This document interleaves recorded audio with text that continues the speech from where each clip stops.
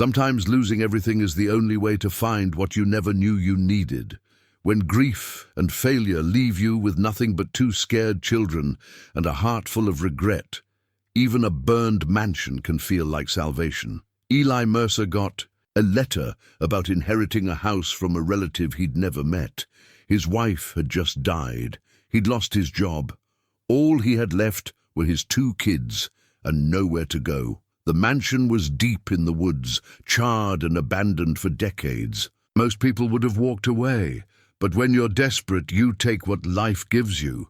His daughter thought the old house looked magical. His son just wanted to go home. Eli pushed open the front door and stepped inside. The house was full of shadows and secrets. In the basement, behind a hidden wall, he found something that would change everything. What would you do if your last hope came wrapped in someone else's mystery? Before we jump back in, tell us where you're tuning in from, and if this story touches you, make sure you're subscribed, because tomorrow I've saved something extra special for you. The letter had arrived on a Tuesday, 3 weeks after Sarah's funeral, 2 days after the pink slip. Eli Mercer sat at his kitchen table, soon to be someone else's kitchen table, staring at the formal letterhead of Whitmore and Associates, estate attorneys. The envelope bore his name in precise typescript, but the contents seemed meant for someone else entirely. "Dear Mr. Mercer," it began, "we regret to inform you of the passing of your great-uncle, Theodore Blackwood. As per his last will and testament, you are the sole beneficiary of his estate, including the property located at 1847 Pinecrest Manor Road, Millbrook County." Great-uncle Theodore. Eli had never heard the name spoken in his family. His father had been an only child, his mother from a small family that rarely spoke of distant relatives. Yet here was legal proof of kinship, complete with genealogical charts that traced bloodlines back 3 generations. The attorney's note mentioned the property had been unoccupied for some time and was being transferred as is, with all contents therein. The photograph attached to the deed showed what had once been magnificent, even through decades of neglect. And the obvious scars of fire damage, the mansion's bones suggested grandeur. Tall windows, wraparound porches, ornate trim work that spoke of craftsmanship from another era. Victorian architecture softened by time and weather, wrapped now in ivy and shadow. Eli set down the water-damaged photograph of Sarah that he carried everywhere, her smile bright against the background of their old life, when Marcus was just learning to walk and Emma still believed in fairy godmothers. 6 months ago, he'd been a project manager at a mid-sized construction firm, coming home to Sarah's cooking and the children's laughter. Now the house was sold, the debts were mounting, and his children looked at him with the careful politeness of kids trying not to worry their only remaining parent. "Dad?" Emma appeared in the kitchen doorway, her 12-year-old frame still slight enough to make her seem younger. Her dark hair, so much like Sarah's, hung in waves around a face that had learned too much about loss too early. "Are we really going to live in a mansion?" Behind her, 9-year-old Marcus clutched a worn backpack containing his most treasured possessions, a collection of small tools, 2 favorite books, and a toy truck that had belonged to his grandfather. Where Emma had inherited Sarah's dreaminess, Marcus had gotten Eli's practical nature, amplified by the anxiety that had settled over him since his mother's death. "It's not really a mansion anymore, sweetheart," Eli said gently, showing her the photograph. "See, it's been damaged. We'll have to work hard to make it livable." Emma studied the image with the intense focus she brought to everything that captured her imagination. "It looks like it's sleeping," she said finally, "like in the fairy tales. Maybe it just needs someone to wake it up." Marcus peered over her shoulder, his expression skeptical. "It looks broken. What if the roof leaks? What if there's no electricity?" These were the questions that kept Eli awake at night, stacking and restacking the dwindling bills, calculating and recalculating their options. The apartment lease ended in 10 days. His savings could stretch to maybe 2 months of rent somewhere else, somewhere smaller, somewhere that would require the children to change schools again. The mansion, damaged or not, represented something. He couldn't afford to refuse. Shelter without monthly payments, space without neighbors complaining about noise, and perhaps most importantly, time to figure out what came next. "We'll manage," he told them, the words feeling strange in his mouth. When had he become someone who just managed, instead of someone who planned and provided? It's an adventure. The drive to Millbrook County took 4 hours through increasingly rural landscape. Farmland gave way to forest, 4-lane highways to 2-lane roads, convenience stores to long stretches of nothing but trees. Emma spent the journey creating elaborate stories about their new home, while Marcus organized and reorganized his backpack, with the methodical precision of someone trying to control what little he could. Eli found himself thinking about Sarah, as he did during every quiet moment. She would have loved this, the spontaneity of it, the possibility hidden in uncertainty. Sarah had always believed in the magic of new beginnings, in the idea that life had a way of providing what you needed when you needed it most. She'd say this inheritance was no coincidence, that great-uncle Theodore, whoever he'd been, had somehow known his distant family would need sanctuary. The GPS led them down increasingly narrow roads, past stands of tall pines that filtered the afternoon light into dancing patterns. The air grew cooler, cleaner, filled with the scent of evergreens and something else, the smell of old wood and forest earth, of secrets kept by trees that had stood sentinel for decades. Pinecrest Manor Road was barely more than a gravel path, winding through dense woods that seemed to close behind them as they passed. When the mansion finally appeared through a gap in the trees, all three of them fell silent. The photograph hadn't captured the full scope of it. Even damaged, even clearly abandoned, the house commanded its hillside setting with the authority of something built to last generations. 3 stories of weathered clapboard siding rose beneath a complex roofline dotted with chimneys and dormers. The wraparound porch, though sagging in places, still suggested summer evenings and rocking chairs, conversations that lasted past sunset. But the fire damage was extensive. The entire east wing showed black scarring where flames had licked up the walls, and several windows on the upper floors were boarded over with plywood that had itself weathered grey. Ivy had claimed much of the structure, creating an almost fairy tale quality that Emma noticed immediately. "It's beautiful," she whispered, and somehow, despite everything, Eli could see what she meant. Marcus was more practical. "Dad, are you sure it's safe?" Eli parked in what had once been a circular drive, now partially overgrown with weeds and small saplings. The front steps looked solid enough, though the porch rail would need attention. The front door, heavy oak beneath peeling paint, still hung square in its frame. The key from the attorney's office turned easily, as if the lock had been recently maintained. The door swung open with a groan of old hinges, and they stepped into what had once been a grand foyer. A staircase curved upward to the second floor, its banister carved with intricate scrollwork. Above them, a chandelier hung dark and dusty, but intact. The smell hit them first. Not the mustiness Eli had expected, but something cleaner, pine oil and lemon, as if someone had been keeping the worst of decay at bay. Afternoon light streamed through tall windows, illuminating hardwood floors that, beneath a layer of dust, showed the rich patina of age and quality craftsmanship. "Someone's been taking care of it," Marcus observed, and Eli realized his son was right. This wasn't the abandoned ruin the photograph had suggested. This was a house that had been maintained, at least minimally, by someone who cared about its preservation. They explored together, footsteps echoing in empty rooms that still held the ghosts of better days. The parlor retained an ornate fireplace surrounded by built-in bookshelves. The dining room featured a bay window that looked out over forest that stretched to the horizon. The kitchen, though clearly dated, showed signs of recent use. A coffee cup in the sink, cleaning supplies under the counter. "Dad!" Emma called from the back of the house. "Come look at this!" They found her in what might have been a library, standing before a wall-lined floor-to-ceiling with empty bookshelves. But it wasn't the shelves that had caught her attention. It was the family photographs scattered across a dusty desk.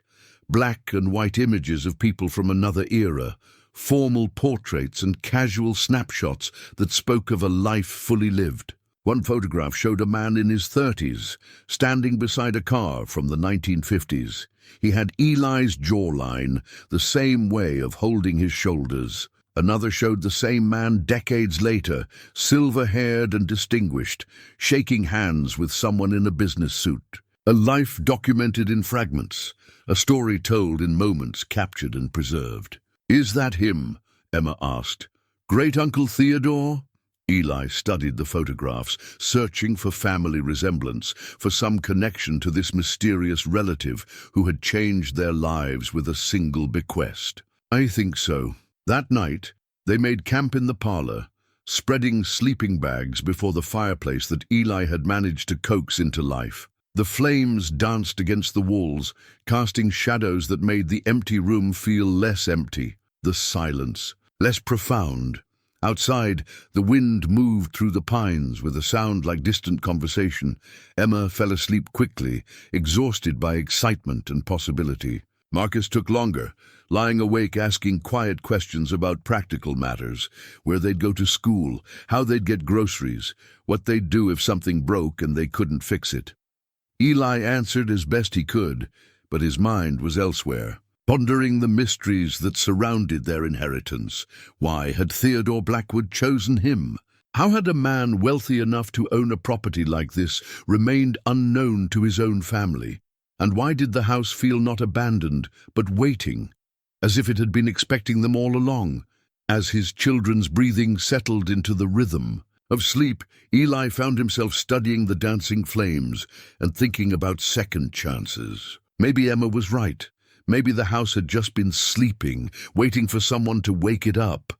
Maybe some kinds of magic were real after all, arriving disguised as legal documents and inheritance letters, offering hope to those who had nowhere else to turn. The fire crackled lower, and somewhere in the walls around them, the old house settled with sounds like whispered secrets.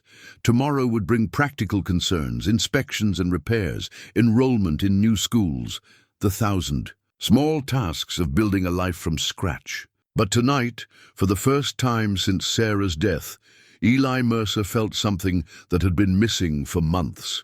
The possibility that their story was just beginning. Their third day at the mansion dawned crisp and clear, with morning light streaming through windows that Emma had insisted on cleaning, despite Eli's protests that they had bigger priorities. She'd found cleaning supplies under the kitchen sink, more evidence that someone had been maintaining the property and had spent the previous evening making the parlor windows sparkle. "It's like the house wants to see outside again," she'd explained, and Eli hadn't had the heart to argue with her logic. Marcus had claimed the dining room as his headquarters, spreading his few possessions across the long table and beginning what he called his house assessment report. At 9 years old, he approached their situation with the methodical seriousness of an engineer, noting which floorboards creaked, which doors stuck, and which rooms showed the most fire damage. "The east wing is completely sealed off," he informed Eli over breakfast. Cereal eaten from coffee cups they'd found in the kitchen. "The door has boards nailed across it, but the rest of the house is in pretty good shape. Someone's been fixing things." Eli had noticed it too, the subtle signs of maintenance. Fresh caulk around the windows, recently swept floors, light bulbs that worked when they should have been burned out after years of abandonment. Someone had been coming here, caring for the place, keeping it ready for occupancy. But who? And "Why, Dad, look what I found!" Emma's voice carried from somewhere deeper in the house, beyond the kitchen. They found her in what had been a butler's pantry, a narrow room lined with glass front cabinets that had once held fine china. She was crouched beside a section of wainscoting, where the wallpaper, a faded pattern of roses and vines, had peeled away from the wall. "The paper's all bubbled here," she said, running her fingers along the loose edge. "And look, there's something behind it." Eli knelt beside her, examining the wall where moisture had caused the old adhesive to fail. The wallpaper pulled away, easily, revealing not the expected wood paneling, but a small cavity that had been deliberately carved into the wall's surface. Nestled inside was a brass key, tarnished with age but still solid, its head decorated with intricate scrollwork that matched the banister upstairs. Marcus leaned over their shoulders, his practical mind immediately engaging with the puzzle. "What's it for? There aren't any locks like that in the house." Emma held the key up to catch the morning light streaming through the pantry window. The brass gleamed dull gold, and the weight of it suggested quality craftsmanship. The bow was shaped like a stylized tree, its branches forming delicate filigree that spoke of custom work. "Maybe it opens a secret room," Emma said, her eyes bright with possibility. "All the best houses have secret rooms." Eli took the key from her, turning it over in his palm. It felt warm, heavier than its size suggested, and old, genuinely old, not a reproduction. "We should explore more systematically," he said. "If there's one hidden thing, there might be others." They spent the morning going through the house, room by room, testing doors, examining walls, looking for anything that might require an ornate brass key. The mansion revealed more mysteries with each careful inspection. In the library, several books showed recent disturbance. Dust patterns suggested they'd been moved and replaced. In the master bedroom, a section of floorboard felt hollow when stepped on. Throughout the house, they found small indicators that someone had been living here, periodically, carefully, leaving minimal trace. It was Marcus who noticed the kitchen pantry's odd dimensions. "This wall," he said, knocking on the back panel of the large walk-in pantry. "It sounds different, like there's space behind it." Eli measured the pantry against the kitchen's exterior wall and realized Marcus was right. The pantry was at least 3 feet shorter than it should be, given the house's structure, but the back wall appeared solid, lined with shelves that held dusty jars and canned goods with labels dating back decades. Emma ran her hands along the shelves, looking for anything that might move or turn. "In the movies, there's always a book you pull or a candlestick you twist. This isn't a movie, Em," Marcus said, but he was examining the wall with equal interest. "Dad, shine the flashlight here. These boards don't match the others." The back wall of the pantry was indeed different. The boards ran vertically instead of horizontally, and the wood looked newer, as if this section had been rebuilt more recently than the rest of the house. More tellingly, there were no nails visible along the edges, suggesting the wall might be designed to move. Eli pressed against different sections of the wall, testing for give or movement. Near the bottom, his hand found a small depression in the wood, barely noticeable unless you were looking for it. When he pressed it, nothing happened, but when Emma, curious, tried the ornate brass key in the nearly invisible keyhole hidden behind a loose board, they heard the soft click of tumblers. Turning, the wall swung inward on silent hinges, revealing not another room, but a staircase leading down into darkness. Cool air flowed up from below, carrying the scent of earth and stone and something else, the faint smell of machine oil and electronics, as if modern equipment waited in the darkness below. "A basement," Marcus whispered, and Eli heard equal parts fear and excitement in his son's voice. Emma was already reaching for the flashlight. "We have to go down. We have to see what's there." Eli hesitated, his parents' instinct warring with curiosity. The house had already proven to hold secrets, but this felt different, more significant. Hidden basements suggested hidden purposes, and he wondered what Theodore Blackwood had needed to conceal beneath his magnificent home. "Stay close to me," he said finally, taking the flashlight and leading the way down steps that proved to be modern concrete rather than the old stone he'd expected. The basement was far more extensive than the house's footprint should have allowed. It stretched in both directions, with corridors disappearing into darkness beyond their flashlight's range. But more surprising than its size was its condition: clean, dry, and clearly maintained. Motion sensors activated overhead lights as they descended, revealing a space that belonged more to a modern office building than a century-old mansion. "Dad?" Emma's voice was small in the large space. "Someone's been down here recently." She was right. The air carried the scent of recent human occupation: coffee, cleaning supplies, the subtle smell of electronics.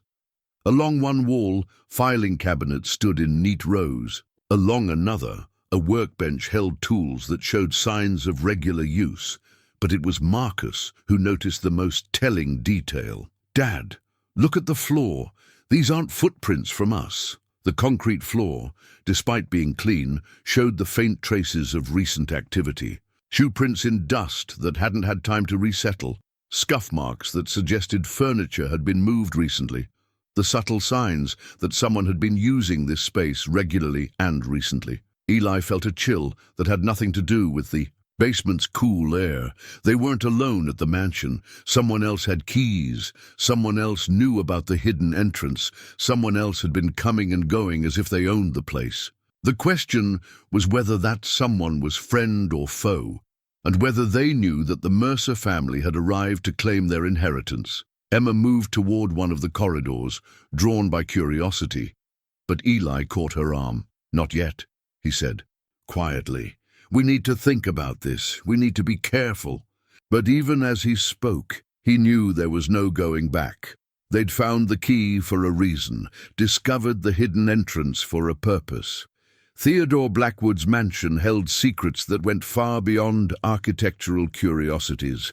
And somehow, the Mercer family had become part of a story that had been waiting years to unfold.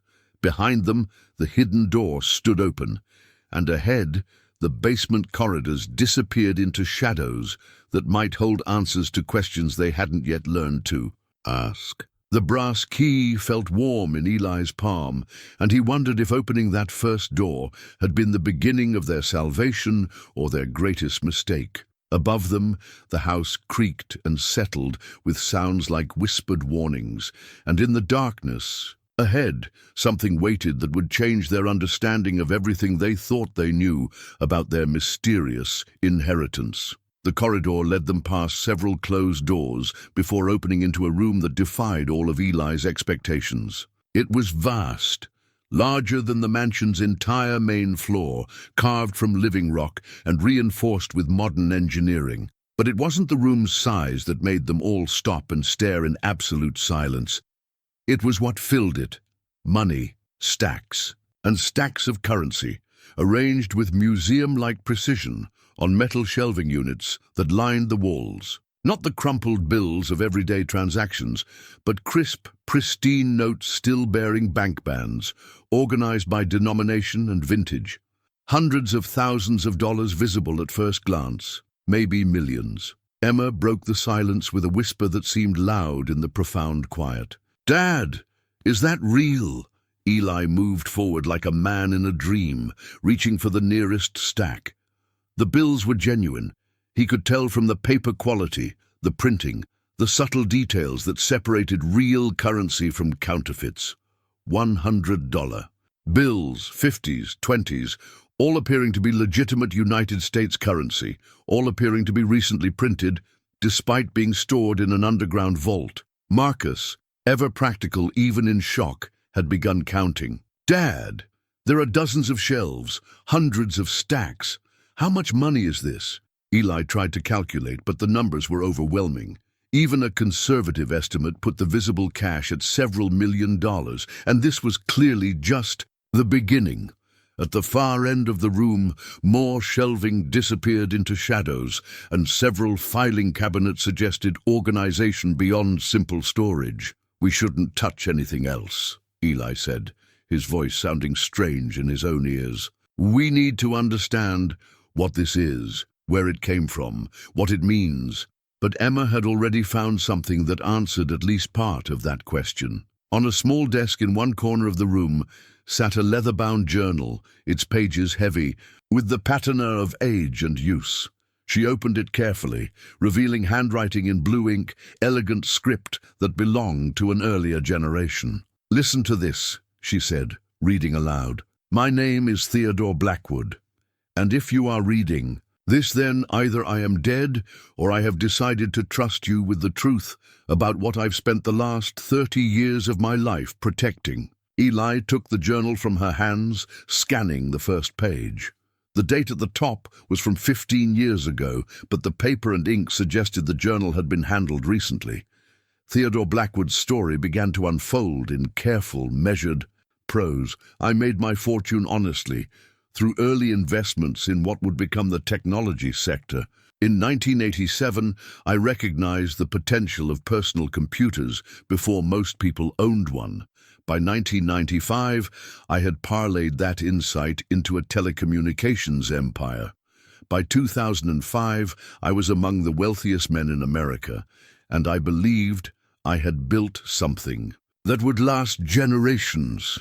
Eli turned the page, drawn into a story that seemed to explain not just the money, but the secrecy surrounding their inheritance. "I was wrong about many things, but mostly I was wrong about the people I trusted to help me build that empire. My business partners, men I had considered friends, were systematically embezzling funds, manipulating stock prices, and using our companies to launder money for entities I preferred not to investigate too closely. When I discovered their activities, I faced a choice: expose them and risk destroying thousands of innocent jobs and pension funds, or find another way to ensure justice." The children gathered close as Eli read, their voices dropping to whispers in the presence of secrets that had been buried for years. The journal continued. "I chose a third option. I began secretly documenting their crimes while simultaneously extracting my legitimate wealth from the companies they were corrupting. It took 3 years of careful planning, but I managed to convert my assets to cash and precious metals, storing them in secure locations while maintaining the appearance of normal business operations." Emma pointed to another sentence further down the page. "Dad, read this part." Eli found where she was pointing. "The men who destroyed my life's work remain free, wealthy, and powerful. The statute of limitations protects them from prosecution for their earliest crimes, but the evidence I gathered could still destroy their current operations. This money, my money earned through legitimate business, represents not just my fortune, but my insurance policy and my weapon." Marcus had been exploring the rest of the room while they read, and now he called softly from near the filing cabinets. "There's more stuff here. Papers, computer disks, photographs." Eli closed the journal and joined his son at the filing cabinets. The first drawer contained financial records going back decades, bank statements, investment documents, tax returns that documented the accumulation of enormous wealth through perfectly legal means. But it also contained something else: detailed records of illegal activities by Blackwood's former business partners, complete with dates, amounts, and photographic evidence. "This is evidence of crimes," Eli said quietly. "Major financial crimes involving millions of dollars."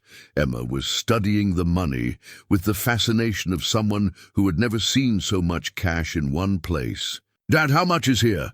Can you count it all?" Eli began moving through the shelves, noting the organization system. Each stack was labeled with denomination and quantity. Each shelf had a MasterCard showing contents and totals.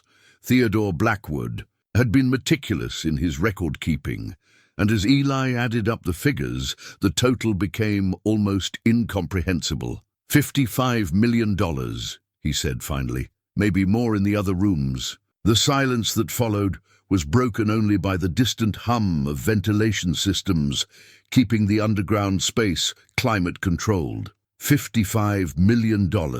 More money than Eli had ever imagined possessing. More money than most people saw.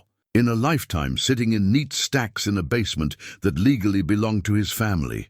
"What do we do with it?" Marcus asked, his 9-year-old mind struggling with concepts beyond his experience. It was the question Eli had been avoiding since the moment he'd seen the first stack of bills. The money was here, apparently legally obtained, left by a relative, who had clearly intended for it to serve some purpose.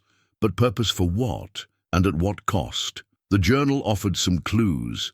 Theodore Blackwood had been planning something, preparing for something, accumulating resources for reasons that went beyond simple wealth. The evidence against his former partners suggested he'd intended to use the money as leverage or as funding for some kind of justice that the legal system couldn't provide. But Theodore Blackwood was dead, wasn't he? And the Mercer family was alive, homeless, struggling, desperately in need of exactly the kind of security that $55 million could provide. Was that coincidence, or had their mysterious great-uncle planned even this?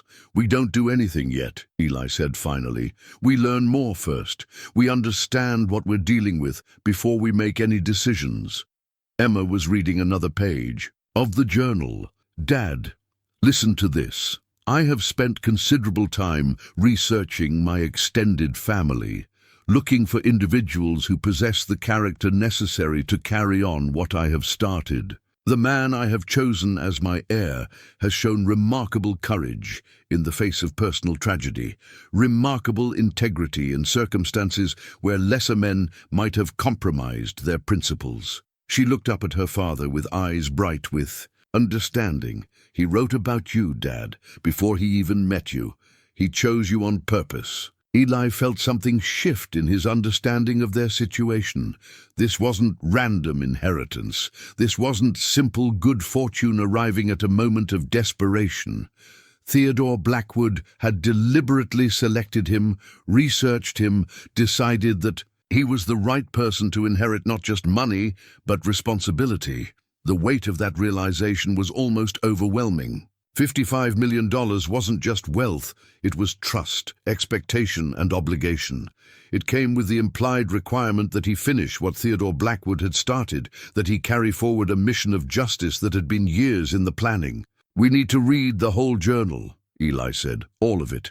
And we need to look through everything in those filing cabinets. We need to understand exactly what Theodore wanted us to do." Marcus was examining the ventilation system, his practical mind focused on logistics. "Dad, someone's been running electricity down here. The lights work, the air circulation works, someone's been paying bills, maintaining equipment." It was another piece of the puzzle. Another indication that their inheritance was more complex than a simple bequest from a deceased relative. Someone had been keeping this place operational, someone with access and resources and long-term planning capabilities. "Tomorrow we start reading everything," Eli said. "Tonight we go back upstairs and we don't talk about this to anyone. Not yet. Not until we understand what we've gotten ourselves into."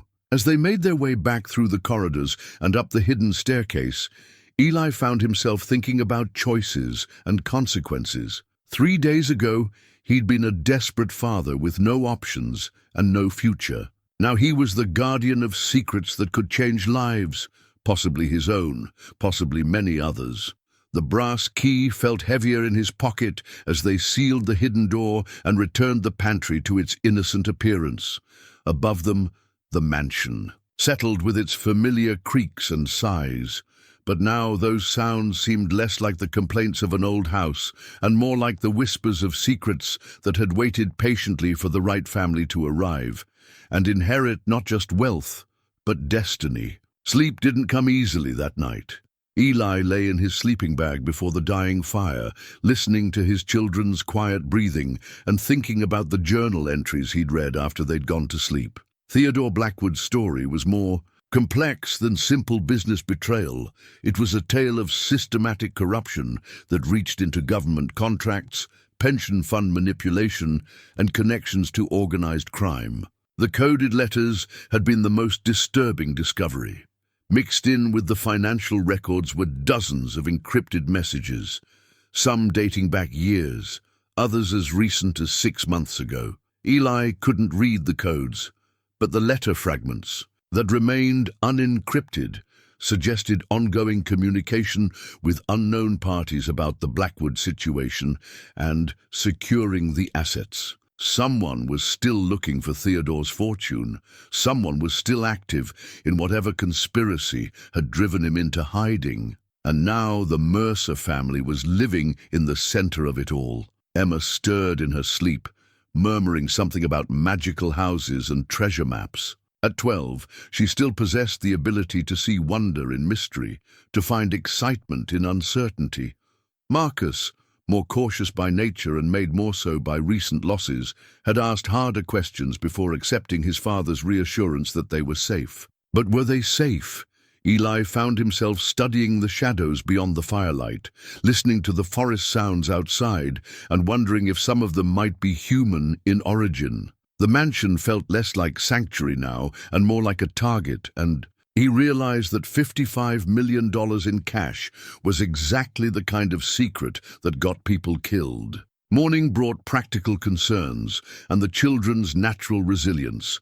Emma had awakened with a plan to explore more of the house, while Marcus wanted to create detailed maps of the basement layout.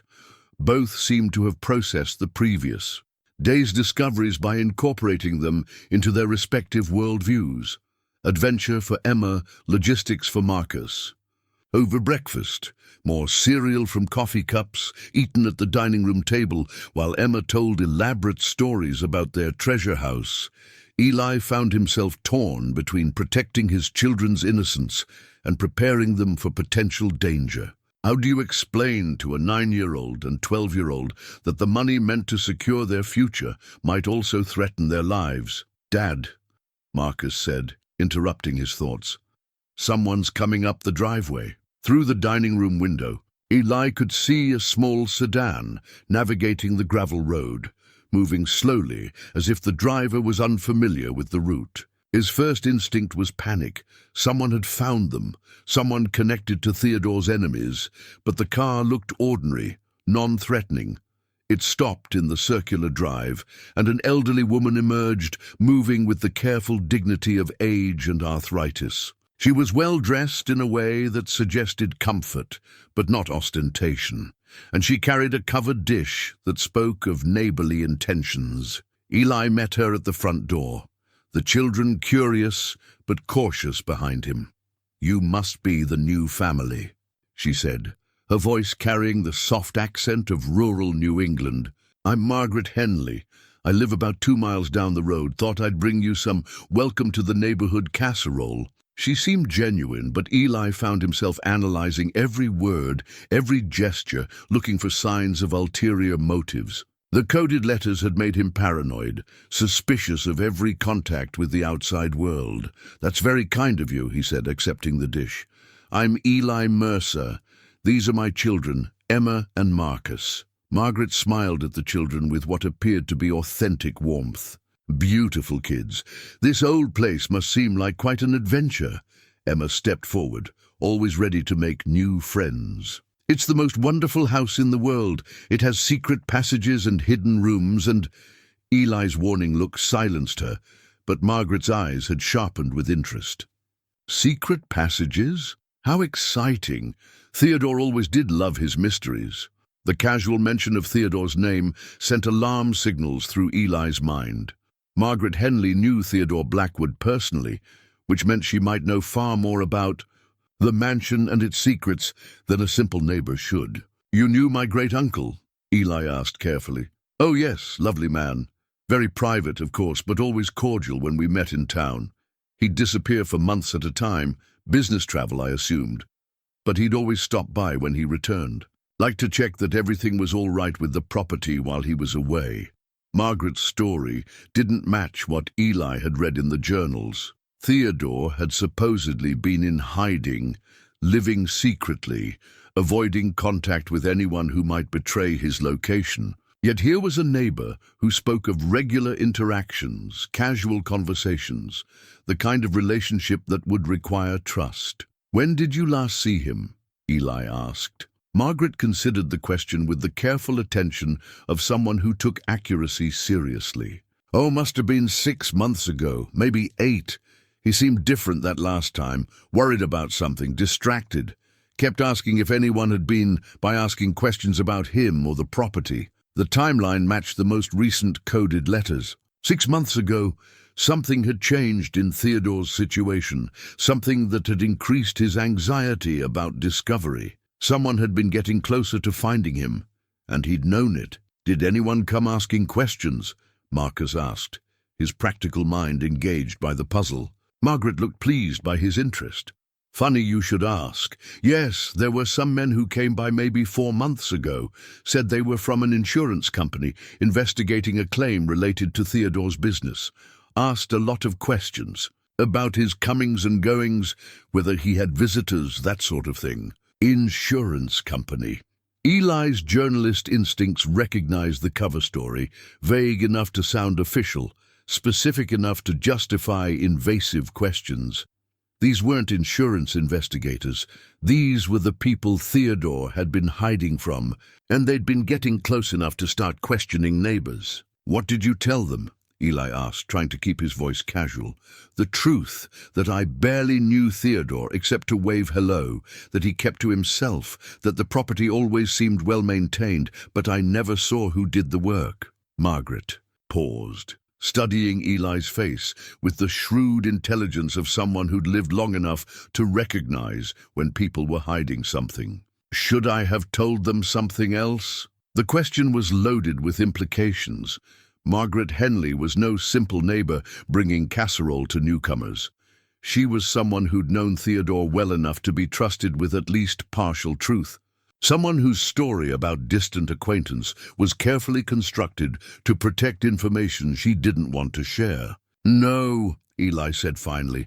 "I'm sure you handled it perfectly." Emma, oblivious to the undercurrents, was chattering about their first few days at the mansion, describing the house's architectural features with the enthusiasm of someone who'd found her dream home. Marcus, more sensitive to his father's tension, stayed quiet but alert.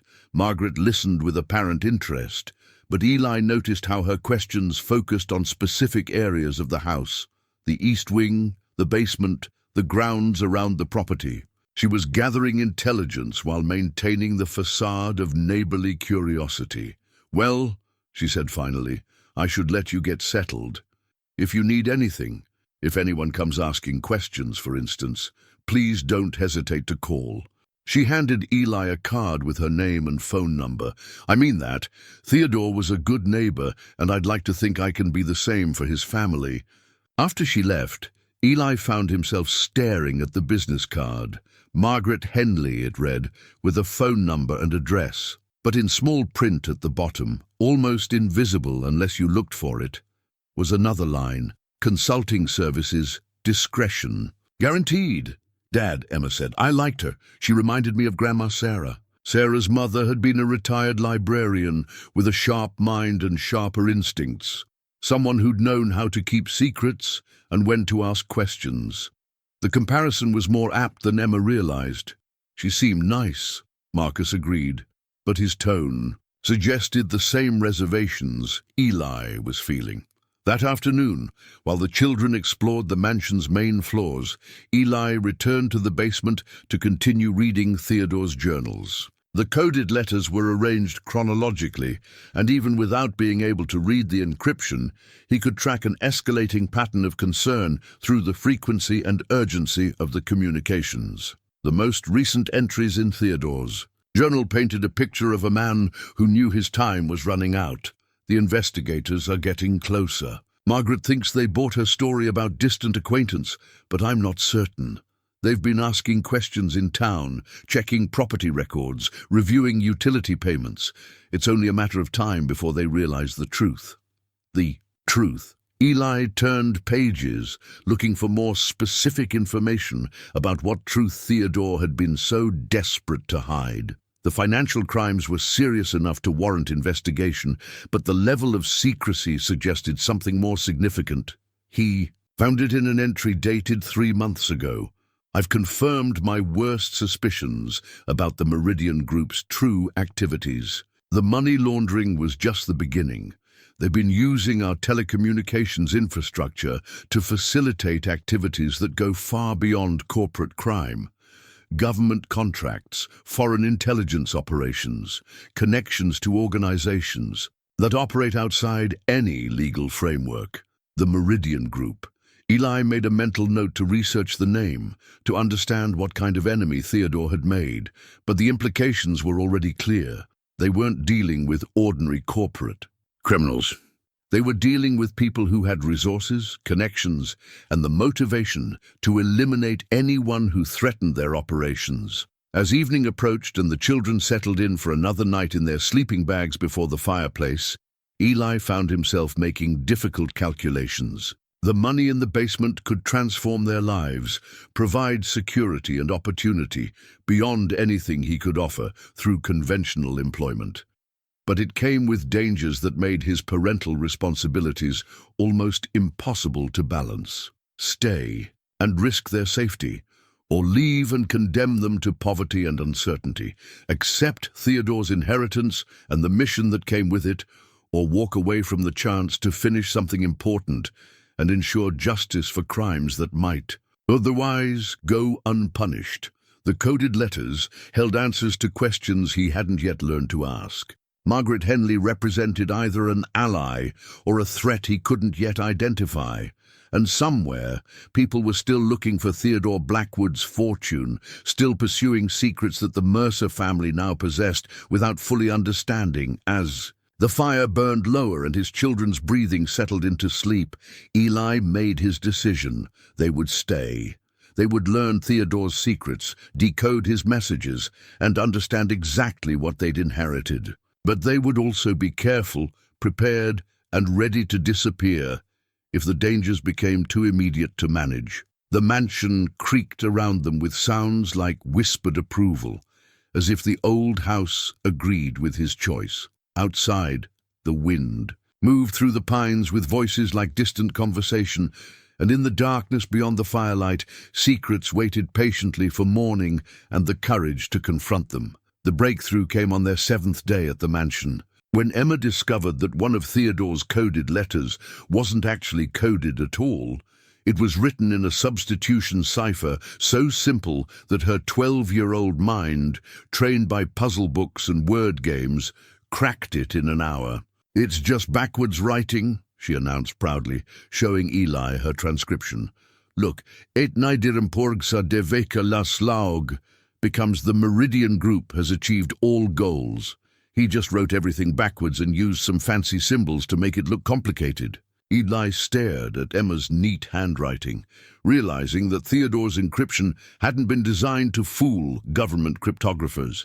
It had been designed to fool corporate security teams with limited time and resources. The complexity was an illusion meant to discourage casual investigation while remaining accessible to someone with patience and intelligence. With Emma's key to the cipher, the coded letters revealed their secrets. The Meridian Group wasn't just Theodore's former business partners.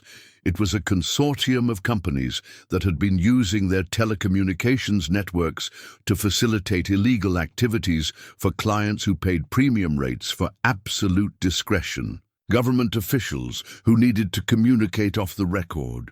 Foreign nationals who wanted to move money without triggering federal monitoring systems. Organizations that operated in legal gray areas and needed infrastructure that couldn't be traced through normal channels. "Dad," Marcus said, looking up from the corporate documents he'd been organizing with the methodical thoroughness of an assistant librarian, "these papers show that the Meridian Group made over $200 million last year, just from the illegal stuff." The scope was staggering. Theodore hadn't just uncovered embezzlement.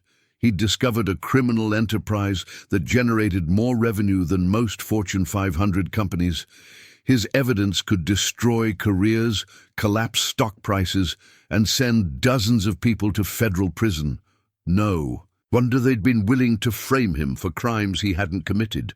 No wonder they were still looking for his evidence years after his supposed death. The Meridian Group had built their empire on the foundation of Theodore's legitimate telecommunications infrastructure, and he possessed documentation that could bring the entire operation down. "Look at this," Eli said, finding a letter that Emma had decoded that morning. Theodore writes, "My sources confirm that MG leadership has issued standing orders for my elimination. They cannot risk exposure of the evidence I possess, and they cannot allow me to access legitimate law enforcement channels. I am, in effect, already dead. They simply haven't found my body yet." Emma looked troubled by the implications, her young mind struggling with the reality of adults who would kill to protect their secrets. "But he's not really dead, right? I mean, someone's been taking care of the house. Someone's been keeping the basement clean." It was the question that had been bothering Eli for days. All the evidence suggested that Theodore had faked his death and gone into deep hiding. But the level of maintenance at the mansion suggested ongoing presence, not periodic visits from a reclusive owner. Marcus had been thinking about the same. Puzzle. What if he never left? What if he's been living here the whole time, just staying hidden? Before Eli could respond, they heard the sound of tires on gravel. Through the dining room window, they watched a black SUV with tinted windows navigate the winding drive, moving with the confidence of drivers who knew their destination. "Upstairs," Eli said quietly. "Now, stay away from the windows." The children moved quickly, understanding the seriousness in their father's voice. From the second-floor landing, they could see the SUV park behind the house, out of sight from the main road. Two men in business suits emerged, neither of them looking like lost tourists or friendly neighbors. Eli watched them examine the house's exterior, noting details with professional thoroughness. One took photographs, while the other spoke into a cell phone, reporting to someone who wasn't present. They moved like security specialists, people accustomed to surveillance and assessment. After 15 minutes, they returned to their vehicle and drove away without approaching the front door. But their message was clear. The Mercer family was being watched, evaluated, and classified as either a threat or an asset in whatever game the Meridian Group was playing. "Who were they?" Emma whispered. "People who don't belong here," Eli said. "People we need to be very careful around."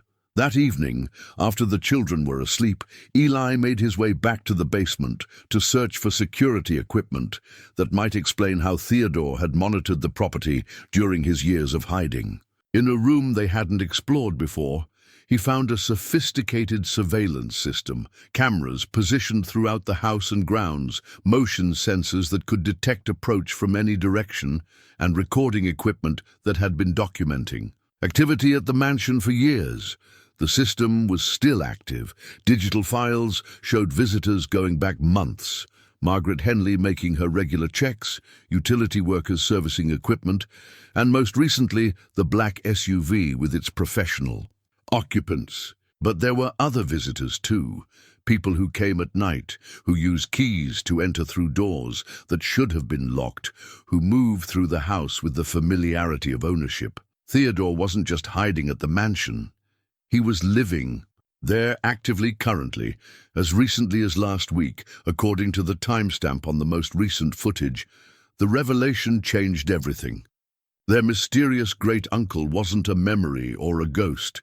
He was a living person who had been sharing the mansion with them without their knowledge, watching their adaptation to his world, evaluating their worthiness to inherit his secrets.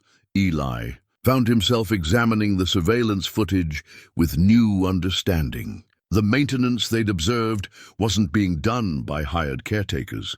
It was being done by Theodore himself, moving through his own house like a ghost, careful never to disturb the areas where his unexpected guests were living. The footage showed him clearly.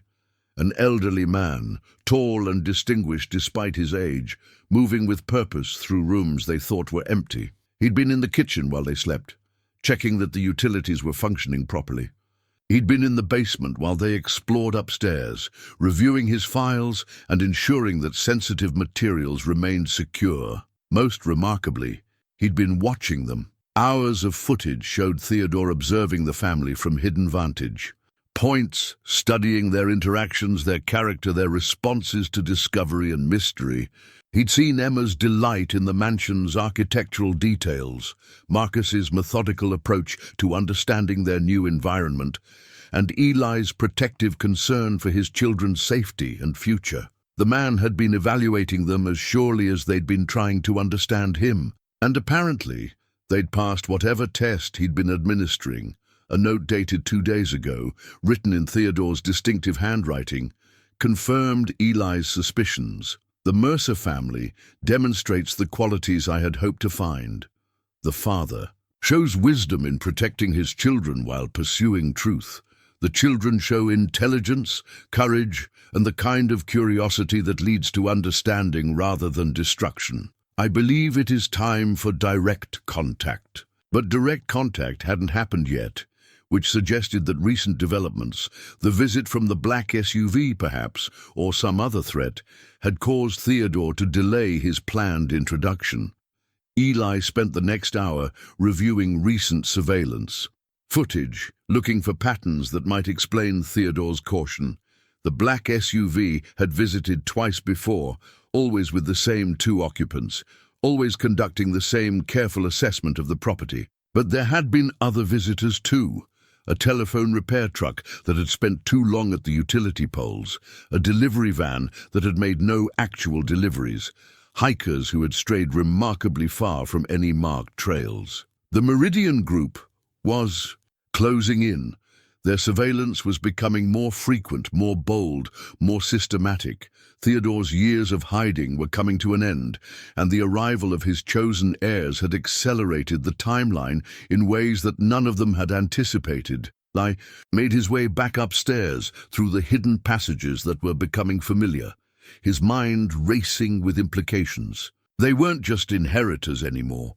They were participants in a conflict that had been building for years. Theodore's enemies had become their enemies, his secrets had become their secrets, and his fight for justice had become their responsibility, whether they'd chosen it or not. The next morning brought a visit from the local school district. A cheerful woman in her 50s arrived with enrollment papers and assessment materials, explaining that state law required verification that the children were receiving appropriate education. "We heard you'd moved in," she said, settling at the dining room table with her paperwork. "I'm Janet Morrison, the district's homeschool coordinator.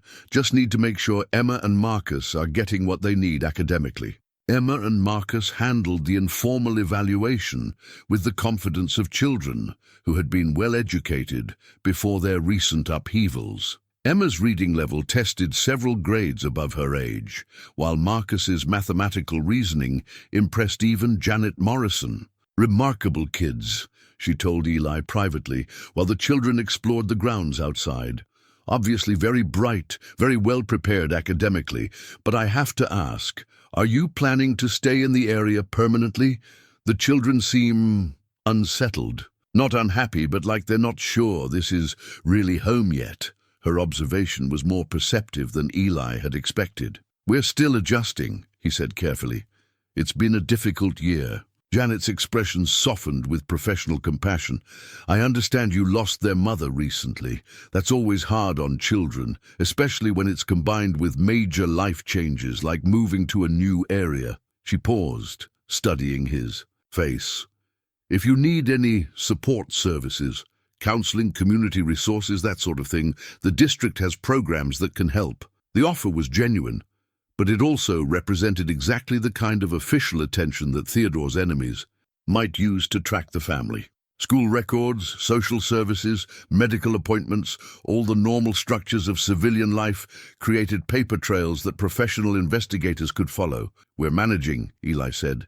"The children are resilient, and we're starting to feel at home here." After Janet left, Eli found himself torn between gratitude for the normalcy she represented and anxiety about the visibility her visit created. Emma and Marcus needed education, social interaction, the stability of routine, and community. But they also needed protection from dangers that most children never had to consider. That evening, as they settled into their usual pattern of reading Theodore's journals before the fireplace, Emma made a discovery that changed their understanding of everything they thought they knew about their situation.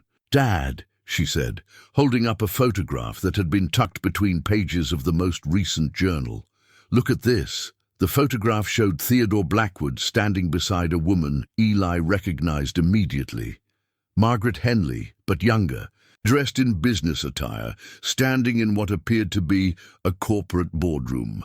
On the back, in Theodore's handwriting, "Margaret, my most trusted ally and the only person who knows the complete truth about Meridian Group operations." Margaret Henley wasn't just a neighbor who'd brought casserole and asked careful questions.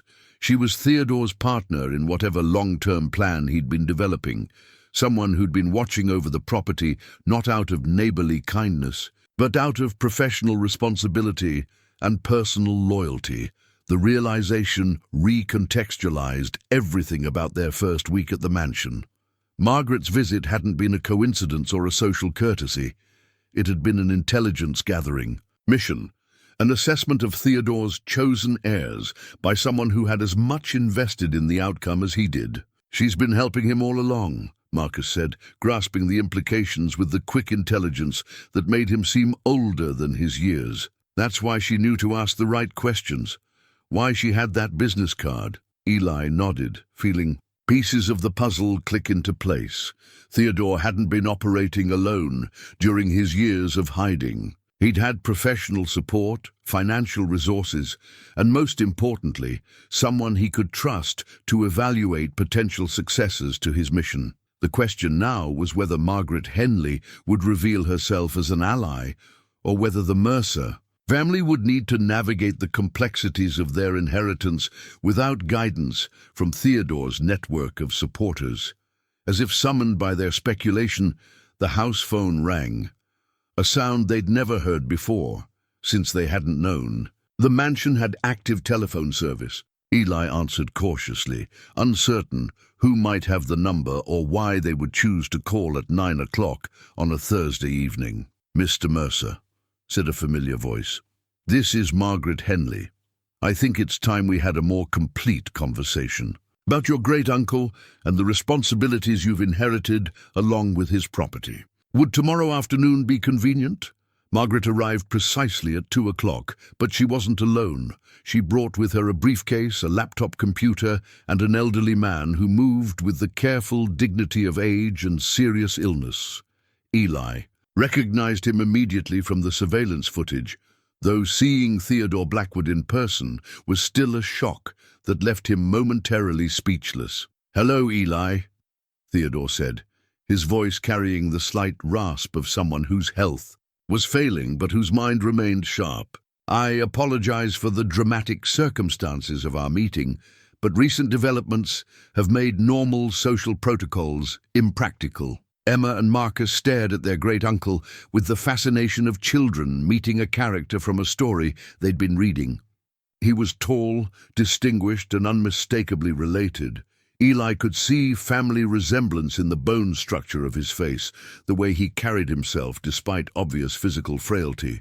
"You're supposed to be dead," Marcus said with the blunt honesty of a 9-year-old who had learned to value truth above politeness. Theodore smiled, the expression transforming his austere features with unexpected warmth. "Legally speaking, I am dead. It seemed the safest way to protect both myself and the evidence I'd accumulated against the Meridian Group. But practically speaking, as you've no doubt discovered, I've been very much alive and living quite comfortably in the portions of this house you hadn't yet explored." Margaret was setting up her laptop on the dining room table, connecting devices that suggested a level of technological sophistication beyond casual computer use. "We need to move quickly," she said. "Our surveillance indicates that Meridian operatives are planning a more direct approach to investigating this property. They know Theodore is here or was here recently. They're running out of patience with subtle observation." The weight of the situation settled over Eli like a physical presence. These weren't theoretical dangers anymore. They were immediate. Threats requiring immediate decisions. His children were in the room where corporate criminals and government conspirators were planning what sounded like military operations. "Perhaps we should discuss this privately," Eli suggested, looking meaningfully at Emma and Marcus. "No," Theodore said firmly. "They're part of this now. whether we protect them from the knowledge or prepare them to handle it intelligently. I've spent the past week watching your family, evaluating your characters, and I believe Emma and Marcus are capable of understanding both the dangers and the opportunities their inheritance represents. Emma had been studying Theodore with the intensity she usually reserved for her favorite books. Are you really our great-uncle, or is that just what the papers say? I am your father's great-uncle, Theodore confirmed. Your great-grandmother was my sister, though she died before you were born. I've been tracking the family for years, looking for individuals who might possess the character necessary to complete what I started. Marcus, ever practical, was more interested in immediate concerns. Why now? What's changed that makes it dangerous for us to be here? Margaret answered from behind her laptop screen. Show them the medical records, Theodore. They deserve to understand the timeline they're working with. Theodore produced a folder that Eli recognized from the basement filing systems. The medical documents inside painted a clear picture. Advanced pancreatic cancer, 6 months to live, maybe less with the stress of ongoing security concerns. I don't have time for gradual revelation or careful preparation, Theodore said simply. The Meridian Group has been seeking my evidence for 15 years. They've finally traced my activities to this location with enough confidence to begin direct action, and my health no longer permits the kind of extended hiding that has protected me for so long. Eli felt the walls of their temporary sanctuary closing in around them. What kind of direct action? Margaret's laptop displayed surveillance photos that made Eli's stomach tighten with fear. The black SUV they'd seen was just the beginning. Aerial photographs showed additional vehicles positioned on access roads around the property, men with professional equipment conducting systematic reconnaissance of the mansion and its grounds. They're planning to search the property, Margaret said, thoroughly, invasively, and without regard for legal niceties like search warrants or property rights. They have enough money and connections to make any resulting legal complications disappear. Emma was studying the photographs with the analytical mind that had cracked Theodore's simple cipher. How many people are we talking about? How many are working for the bad guys? The Meridian Group employs approximately 40 people directly, Theodore said, but they have access to much larger resources when necessary. Government contractors, private security firms, individuals who work for cash without asking questions about legality or ethics. The scope was overwhelming, but Marcus was approaching it like any other problem that required systematic solution. What do we do? Run away? Fight them? Call the police? The police can't help, Margaret said. Meridian has connections in federal law enforcement, contractors who work with agencies that consider corporate espionage a matter of national security. Any official involvement would likely result in the evidence being classified and buried, the criminals being granted immunity in exchange for cooperation, and your family being relocated for your own protection. Theodore nodded agreement. I spent 3 years trying to work within the system before I realized that the system had been compromised. The only solution is to expose them so completely, so publicly, and with so much documented evidence that they can't cover up or minimize the damage. How? Eli asked, though he suspected he already knew the answer. Margaret's laptop now displayed a complex flowchart showing media contacts, law enforcement officials, and government oversight agencies. We go public, simultaneously, comprehensively, with every piece of evidence Theodore has accumulated. We make it impossible for them to control the narrative or limit the investigation. Emma was reading over Margaret's shoulder, her quick mind grasping the implications. Like whistleblowers, like the people who expose government secrets because they think the public deserves to know the truth. Exactly like that, Theodore said. Except in this case, the secrets involve private corporations that have been using government resources for personal profit. And the public definitely deserves to know how their tax dollars and personal information have been misused. Eli found himself thinking about risk and responsibility, about the difference between protecting his children and preparing them for a world where protection wasn't always possible. The money in the basement could provide security, but only if they survived long enough to use it. The evidence against Meridian could ensure justice, but only if they lived long enough to present it. What about the children's safety? He asked.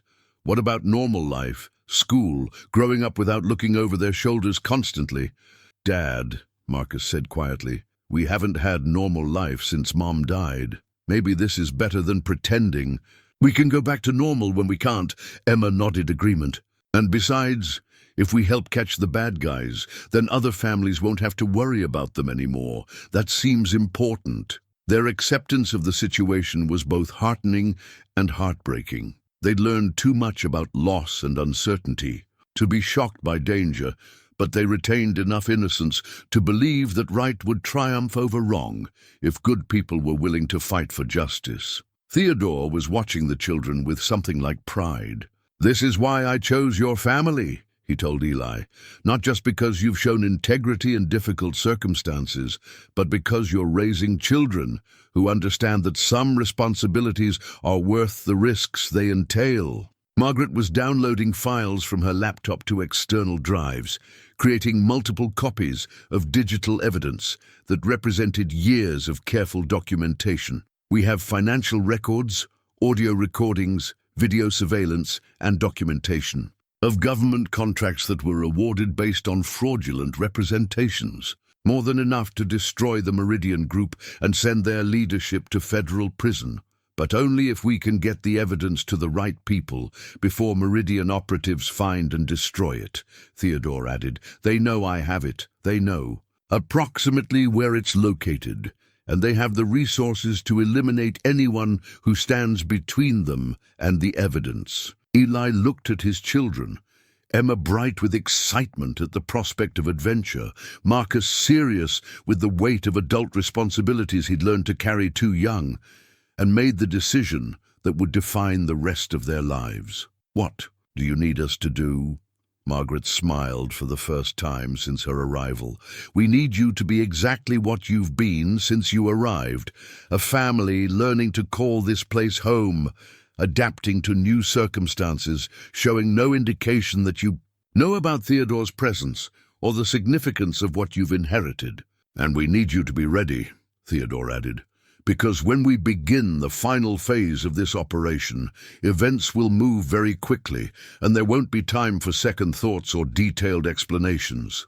Outside, the afternoon shadows were lengthening, across the grounds that had become home to secrets worth killing for. Inside, 4 adults and 2 children prepared to finish a fight that had been years in the making, armed with truth and determination and the kind of desperate courage that comes from having everything to lose and everything to gain. The mansion settled around them with sounds like whispered encouragement, as if the old house understood that its long period of hiding was coming to an end, and its final chapter would be written by the family that had inherited not just its walls and rooms, but its purpose and its promise of justice. The truth came out 3 days later, when Eli discovered Theodore's final secret in a room that shouldn't have existed. He'd been mapping the mansion's basement level, trying to understand the full scope of the underground complex, when he noticed that his measurements didn't match the building's footprint. There was space unaccounted for, a section that appeared on none of Theodore's careful architectural drawings, but that had to exist based on the structural evidence.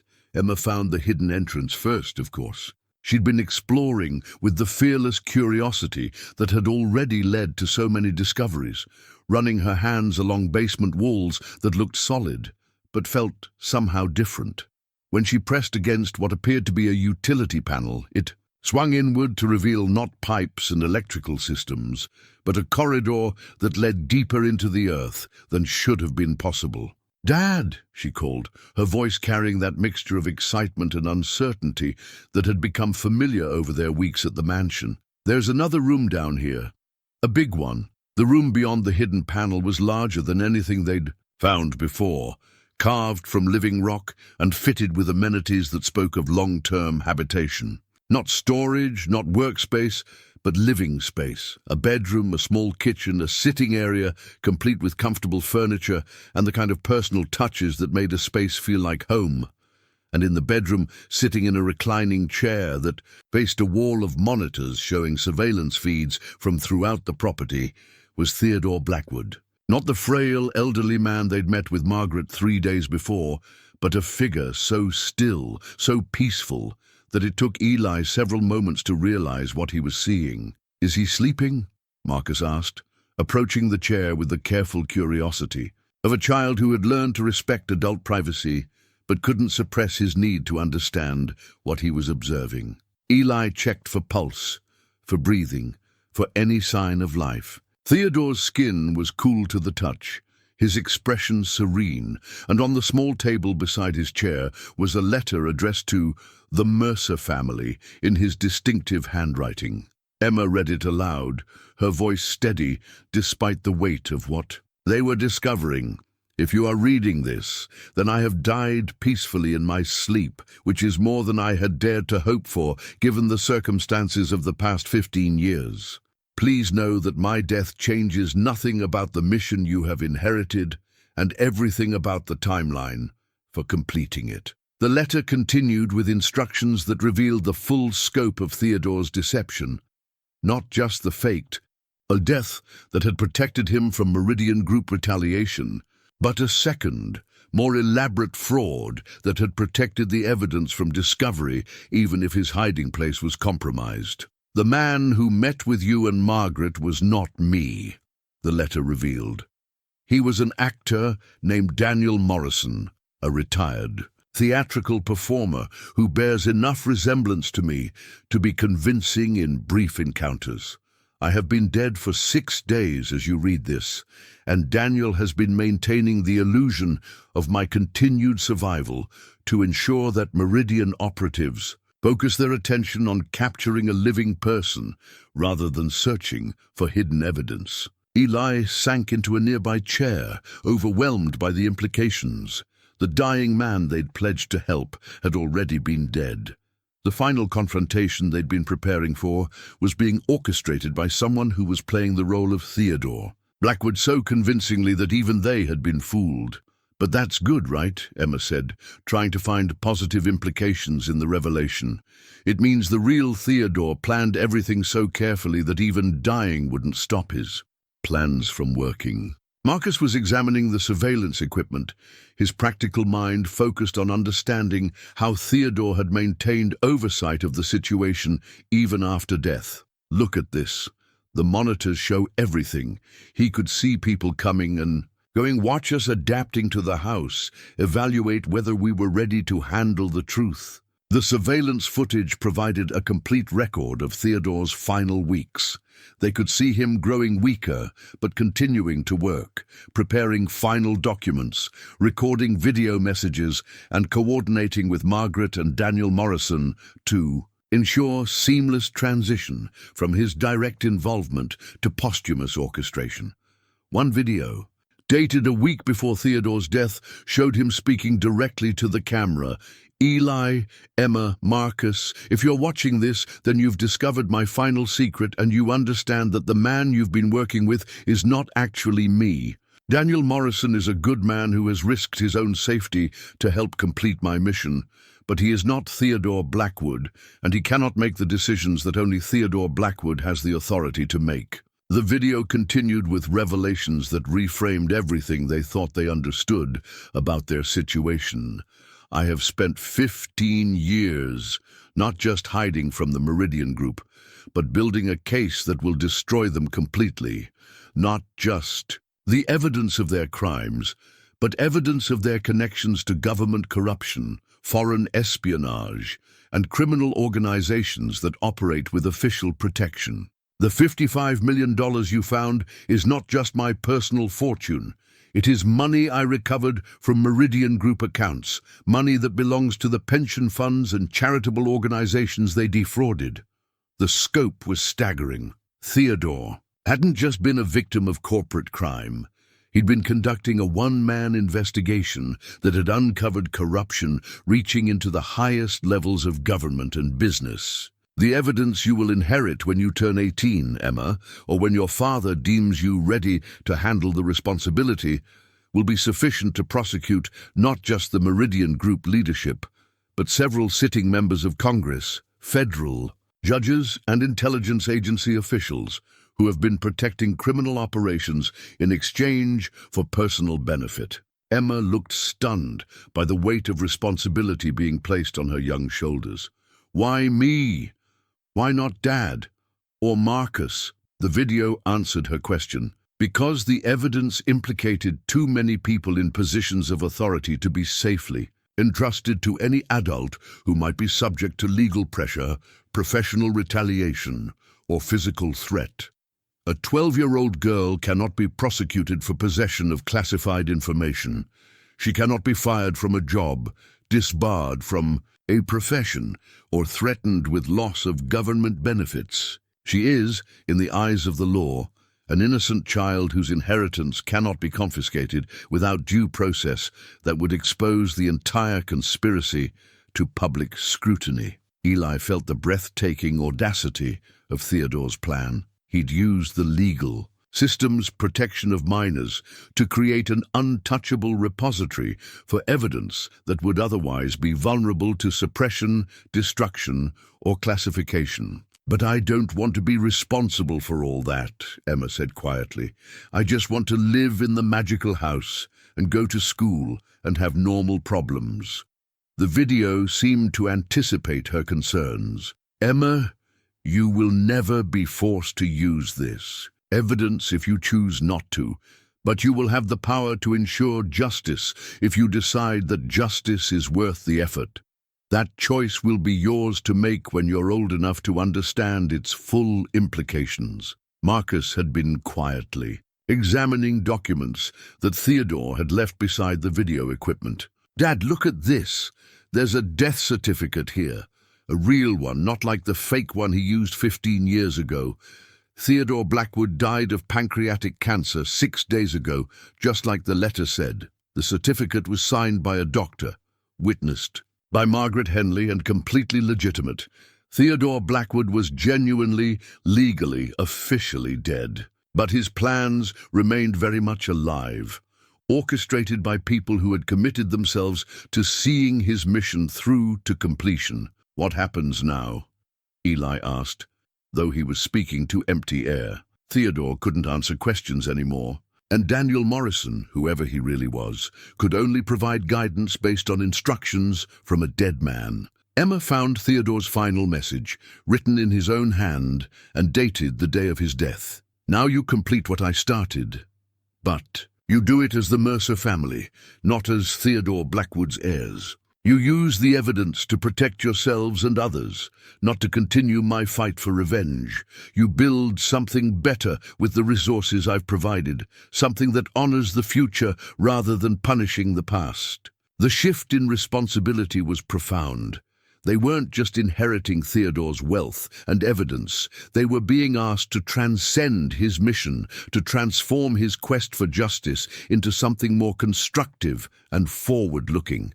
But they were also being asked to do it while Meridian Group operatives prepared to search the property, while government officials with everything to lose worked to suppress evidence of their corruption, and while a network of criminals and conspirators moved to eliminate anyone who threatened their operations. The dead man in the chair had spent 15 years preparing for this moment, but the living family in the room had only begun to understand what they were being asked to do. Theodore's death didn't end their story. It began the chapter that would define not just their future, but the future of everyone whose lives had been damaged by the crimes they now had the power to expose.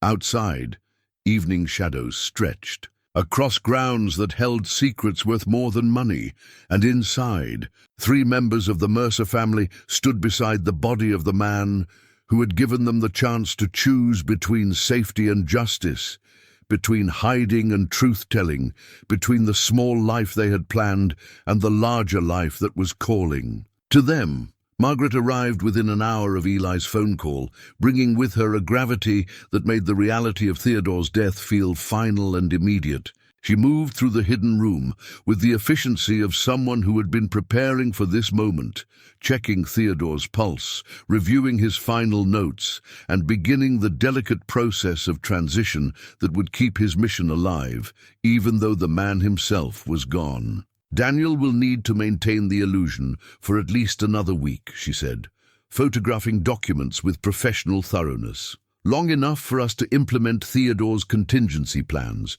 and ensure that the evidence reaches the right people simultaneously." Emma and Marcus watched her work with the fascination of children observing adults handle crises they couldn't yet fully understand.